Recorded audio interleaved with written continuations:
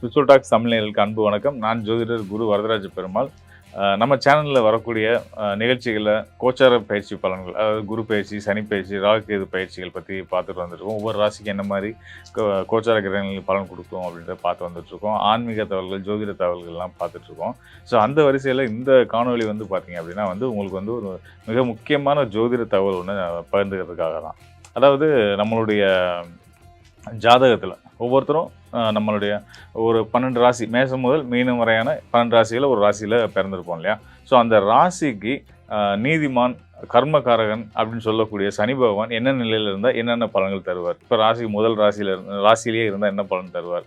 அதாவது இது வந்து உங்களுடைய ஜனன ஜாதகத்தில், உங்கள் ஜனன ஜாதக பலன்கள் வந்து நம்ம வந்து 3 படிநிலைகளை தான் வந்து நம்ம பார்க்குறோம். ஸோ அந்த வகையில் வந்து முதல் வந்து பார்த்திங்கன்னா விதி, 2வது மதி, அதுக்கு அடுத்தது 3வது வந்து கதி. இந்த 3 படிநிலைகளை வச்சு தான் ஒரு ஜாதகத்துக்கான ஒரு யோக அவயோக பலன்கள் நம்ம முடிவு பண்ணுவோம். இப்போது விதி, மதி, கதி அப்படின்னா என்ன அப்படின்னு கேட்டிங்கன்னா, விதி அப்படின்றது வந்து லக்னம், மதி அப்படின்றது வந்து சந்திரன், கதி அப்படின்றது வந்து சூரியன். இப்போது விதி அடிப்படையில் ஒரு தோஷம் இருந்து அது சந்திரனுக்கு வந்து இல்லை அப்படின்னா அந்த தோஷம் வந்து 50% குறைஞ்சிரும். சூரியனுக்கும் இல்லை அப்படின்னா அதோட தன்மையில் வந்து 75% குறைஞ்சிரும். ஸோ இதுதான் இந்த அடிப்படையில் தான் ஒரு ஜாதகத்துக்கான யோகா அவயோக பலன்கள் நம்ம தெரிஞ்சுக்க முடியும். ஸோ அந்த வகையில் உங்கள் லக்னத்துக்கு சனி எந்த நிலையில் இருந்தாலும் உங்கள் ராசிக்கு என்ன நிலையில் இருந்தால் என்ன மாதிரியான பலன்கள் கொடுப்பாரு, அதாவது சந்திரனுக்கு மதிக்கு என்ன நிலையில் இருந்தால் என்ன பலன்கள் கொடுப்பாரு அப்படின்றத வந்து நம்ம தெளிவாக பார்க்க போகிறோம். மேஷம் முதல் மீனம் வரையான 12 ராசிக்காரர்களுக்குமான சனியுடைய நிலை, சனி பகவானுடைய நிலை வந்து என்ன பலனாக கொடுக்கும் அப்படின்றத நம்ம தெரிஞ்சுக்க போகிறோம். தொடர்ந்து காணொலியை பாருங்கள், உங்களுக்கு கண்டிப்பாக பயனுள்ளதாக இருக்கும்.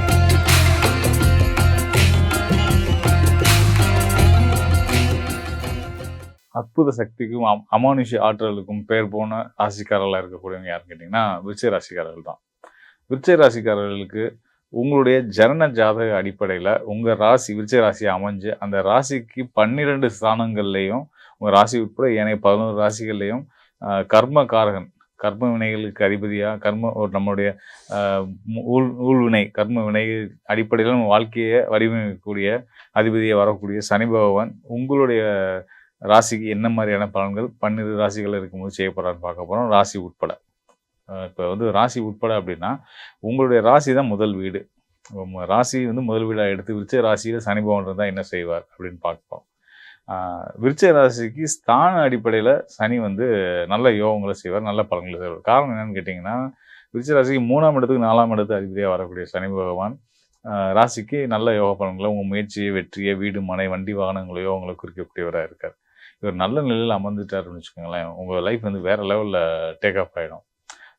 பெரும்பாலும் இந்த விருச்சிக ராசிக்காரர்களுக்கு வந்து பார்த்திங்கன்னா பொருளாதார சிக்கல்களும், உறவு சிக்கல்களும், திருமண வாழ்க்கையில் பிரச்சனைகளுமே கூட இருக்க தான் செய்யும்.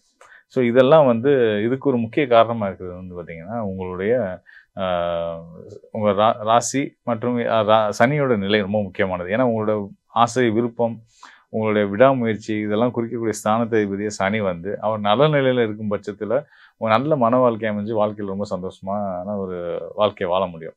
மாறா அவர் வந்து பார்த்திங்கன்னா மறைவு ஸ்தானங்கள் 8, 12 இந்த மாதிரி ஸ்தானங்கள், இன்னும் சில ஸ்தானங்கள் அமரும்போது வந்து பார்த்திங்கன்னா சில 12ஆம் இடம் வந்து ரொம்ப உச்சபட்சமான திருமண வாழ்க்கையில் சனி 12ஆம் இடத்துல அமரும்போது சில சிக்கல்களை கொடுக்கத்தான் செய்வார்.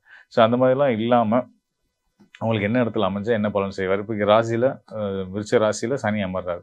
சனி அமரும்போது தெய்வ பலம் முதன்மையாக, அது எப்பயுமே வந்து விருச்சிக ராசி அப்படின்னாலே வந்து தெய்வ பலம்ன்றது ரொம்ப எக்ஸ்ட்ரீமாக இருக்கும். இங்கே வந்து பார்த்திங்கன்னா சன்னியாச யோகம் அப்படின்ற அளவுக்கு சொல்லக்கூடிய அளவுக்கு வந்து தெய்வ பலம் வந்து நிறைய இருக்கும். மனோகாரகன், அப்புறம் மந்திரக்காரகன் சொல்லக்கூடிய செவ்வாய், மங்களக்காரகன் சொல்லக்கூடிய செவ்வாய், கர்மகாரகன் சொல்லக்கூடிய சனி, இவங்க 3 பேர் சேர்த்துட்டாங்க அப்படின்னா விருச்சிக ராசிக்காரர்கள் எண்ணமே போதும். அவங்க எதுவும் பூஜை புனஸ்காரங்கள், மாந்திரிகங்கள்லாம் பண்ண வேண்டியதில்லை. அவங்க என்ன நினைக்கிறாங்களோ அது ஆட்டோமேட்டிக்காக கண்டிப்பான முறையில் நடக்கும். அதனால் உங்கள் எண்ணத்துக்கு அவ்வளோ வலு இருக்குது. நல்லா தெரிஞ்சுங்க, விருச்சிக ராசியில் சந்திரன் இருக்கார். அந்த ராசி அதிபதி செவ்வாயின்னு சொல்லக்கூடியவர், அவர் தான் மந்திரக்காரகன் சொல்லுவாங்க, மங்களக்காரகன் சொல்லுவாங்க.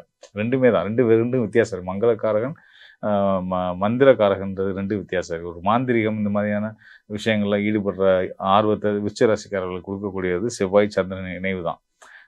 இவங்களோட வந்து கர்மக்காரகன் சொல்லக்கூடிய சனி பகவானும் சேரும்போது வந்து பார்த்திங்கன்னா எக்ஸ்ட்ரீம் லெவல் ஆஃப் ஒரு பக்தி அப்படின்றது வந்துடும். இந்த பக்தியில் இருக்கக்கூடியவங்க வந்து பார்த்திங்கன்னா, முன்னாடி படங்கள்லாம் காட்டுவாங்க இல்லையா, ஒரு கோவக்கார சாமியார் அப்படின்னு. அது யாருன்னா இவங்க தான்.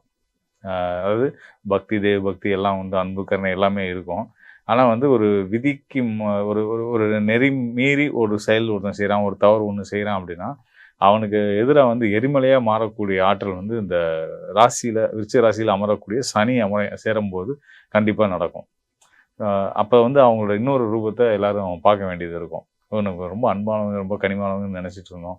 இவ்வளோ தூரம் வந்து தன்னுடைய ஆற்றல, கோவத்த வெளிப்படுத்துவாங்க அப்படின்றது ரொம்ப வியப்பா இருக்குன்ற அளவுக்கு அவங்களுடைய மாற்றம் இருக்கும்.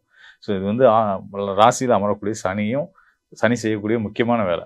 செவ்வாய், சந்திரன் அதாவது ராசி அதிபதியும் சந்திரனும் மட்டும் இல்லாம, கூட கர்மகாரகனான சனியும் சேரும்போது, அந்த விருச்சிக ராசிக்காரர்கள் வந்து தெய்வாம்சமும், தெய்வ அருளும், இன்னும் சொல்லணும்னா ஆதிசக்தி, அன்னை ஆதிசக்தியோட பேரருளும் பெற்றவங்களா இருப்பாங்க.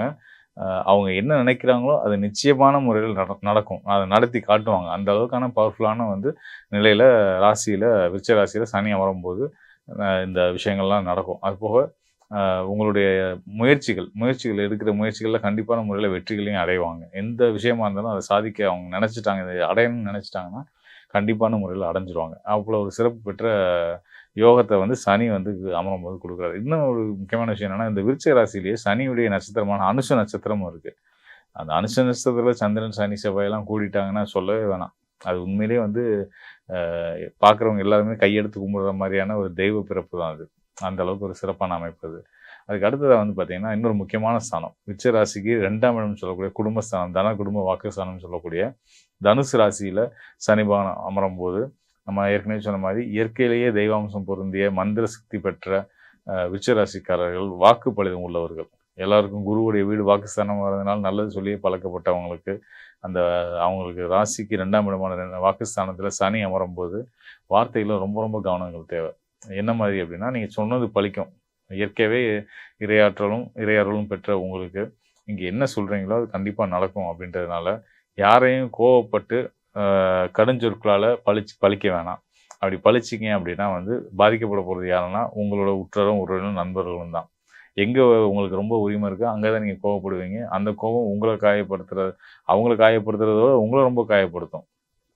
உங்களுக்கு ஒரு வேண்டியவங்க உறவுகளுக்கு ஒரு சிக்கல் அப்படின்னா, ஒரு சங்கடம் அப்படின்னா வந்து அது உங்கள தான் வந்து சங்கடப்படுத்தும். அதனால வந்து குறிப்பா குடும்ப உறுப்பினர்கள் 2ஆம் இடம்ன்றது குடும்பஸ்தானம். அதனால வந்து குடும்ப உறுப்பினர்கள்ட்ட கவனமா நல்ல வார்த்தைகள பயன்படுத்தி, ஒரு நிதானமான போக்கு கடைப்பிடிச்சீங்கன்னா, உங்க வாழ்க்கையில நீங்க ரொம்ப நல்லாவே சந்தோஷமா இருக்க முடியும் அப்படின்றத குடும்ப வாழ்க்கையில குறிப்பா சந்தோஷமா இருக்க முடியும்ன்றத நான் வலியுறுத்தி சொல்றேன்.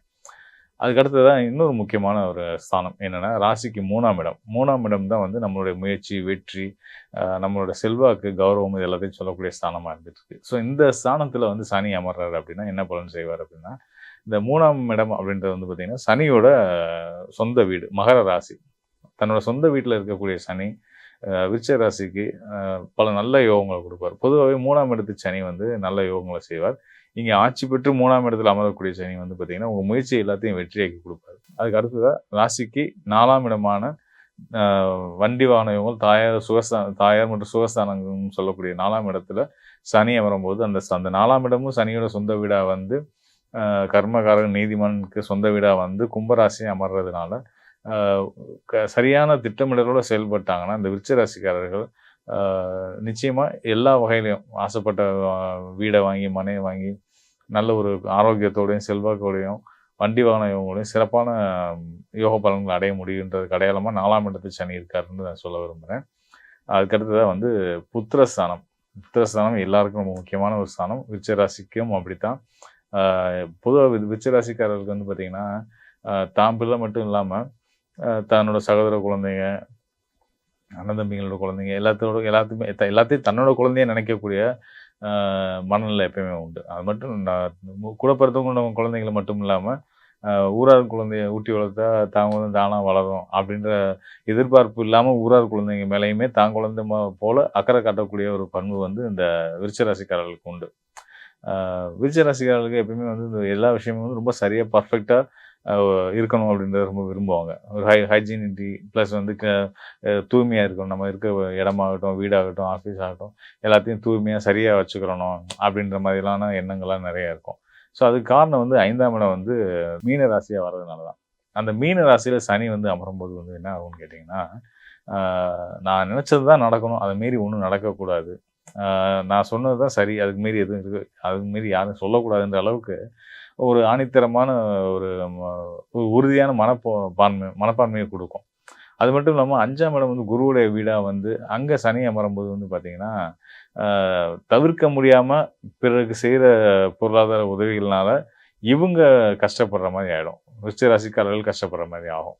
ஸோ அதனால வந்து உதவி செய்யலாம் தப்பில்ல. அது உங்கள பாதிக்காத அளவுல அந்த உதவிகள் இருந்தா, நீங்க நிம்மதியா இருக்க முடியுன்றத நான் வலியுறுத்தி சொல்ல விரும்புறேன்.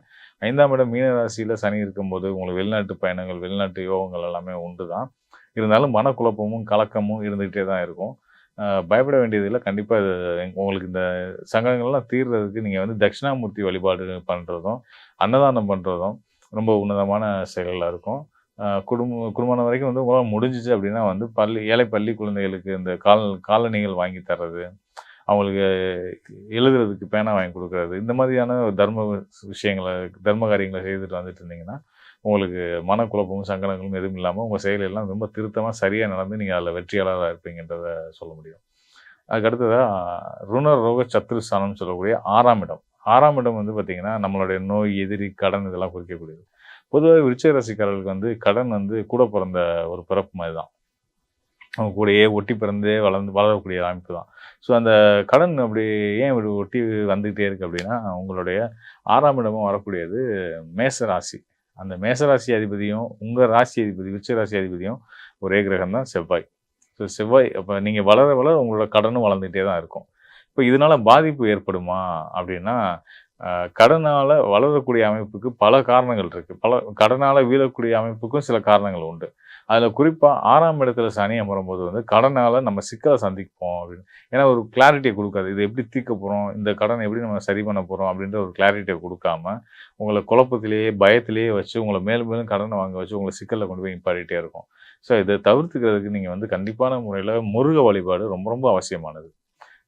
விருச்சிக ராசிக்காரர்கள் முருக வழிபாடு பண்றதும், அ ச குலதெய்வ வழிபாடு, சிறுதெய்வ வழிபாடு, கருப்பணசாமி, முனிசாமி இந்த மாதிரியான கிராம தெய்வ வழிபாடுகளையும் பண்ணிக்கிறது வந்து, உங்களுக்கு வந்து இந்த கடன் சார்ந்த பிரச்சனைகள்ல இருந்து ஒரு விடுதலை குடுக்குன்றத நான் சொல்றேன். மேலும் நம்ம வந்து இந்த காணொளிகள்ல வந்து பார்த்தீங்கன்னா, ஒவ்வொரு ராசிக்கும் சனி எந்த நிலையில இருந்தா என்ன பலன்கள் தருவார்? அதாவது உங்களுடைய ராசி இப்ப நீங்க வந்து ஒரு குறிப்பிட்ட நாள்ல பிறக்குறீங்க. அந்த நாள்ல சந்திரன் வந்து எந்த ராசியில இருக்கோ, 12 ராசிகள்ல எந்த ராசியில இருக்கோ, அது உங்களுடைய ராசி அப்படின்றத நம்ம சொல்றோம். ஸோ அந்த வகையில வந்து பார்த்தீங்கன்னா, அந்த ராசிக்கு ஸ்தான அடிப்படையில சனி எங்கெங்க இருக்காரு. ஏன்னா சனி வந்து பார்த்தீங்கன்னா, கர்மகாரகன் இல்லையா? கர்மகாரகன் அப்படின்னா வந்து என்ன அப்படின்னு நம்ம தெரிஞ்சுக்கணும். கர்மகாரகன் அப்படின்னா நம்மளுடைய முன்வினை கர்ம வினைகளுக்கு ஏற்ப நமக்கான அ யோக அவயோகங்கள வகுத்து குடுக்கக்கூடிய கிரகம் யார் அப்படின்னு கேட்டீங்கன்னா, நீதிமான்னு சொல்லக்கூடிய சனி பகவான் தான். அ இந்த சனி பகவான் தான் வந்து நமக்கான வாழ்க்கைக்கு நம்ம செய்த நல்வினை, தீவினைக்கு ஒப்ப நமக்கான நன்மைகளையும், தீமைகளையும் தரக்கூடியவரா இருக்காரு. தீமை தர்றதுனால அவர கெட்டவரா நம்ம நினைக்க வேணாம்.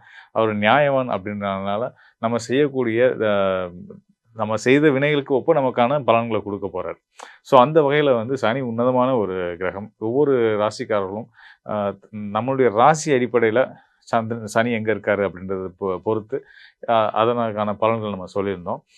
இத விட இன்னும் வந்து மேற்படி இன்னும் நுட்பமா நீங்க சனியோட நிலை, அது சனி மட்டும் இல்லாம உங்களுடைய ஜனன ஜாதக அடிப்படை நிலைகள பத்தி அதாவது நம்ம முன்னாடி சொல்லியிருந்தோம் இல்லையா? விதி, மதி, கதி. அதாவது விதின்றது லக்னம், மதின்றது சந்திரன், கதின்றது சூரியன். இந்த 3 நிலைகளின் அடிப்படையிலுமே வந்து இப்ப நம்ம பார்த்தது மதின்ற சந்திரன் அடிப்படையில பார்த்திருக்கோம் காணொளிகள்ல. இந்த 3 நிலைகள்லயும் விதி, மதி, கதி 3 நிலைகளின் அடிப்படையிலயும் உங்களுக்கு வந்து சனி என்ன ரோல் பண்றாரு? உங்களோட வாழ்க்கையில அவர் என்ன மாரியான கர்ம வினைகள உங்களுக்கான நற்பலன்கள தரப்போறாரு அப்படின்றத நம்ம பார்க்கணும் அப்படின்னா, நிச்சயமா வந்து உங்களுக்கான உதவ நான் தயாரா இருக்கிறேன். உங்க ஜனன ஜாதகத்தோடு எனக்கு தொடர்பு கொள்ளுங்க. கண்டிப்பான முறையில உங்களுக்கு ஒரு தெளிவ ஏற்படுத்தக்கூடியது என்னுடைய பொறுப்பா நான் எடுத்து சிறப்பான முறையில உங்களுக்கான நல்ல பலன, சரியான பலன உங்களுக்கு நான் எடுத்து சொல்றேன். மீண்டும் ஒரு நல்ல நிகழ்ச்சியில சந்திப்போம். நன்றி, வணக்கம் நண்பர்களே.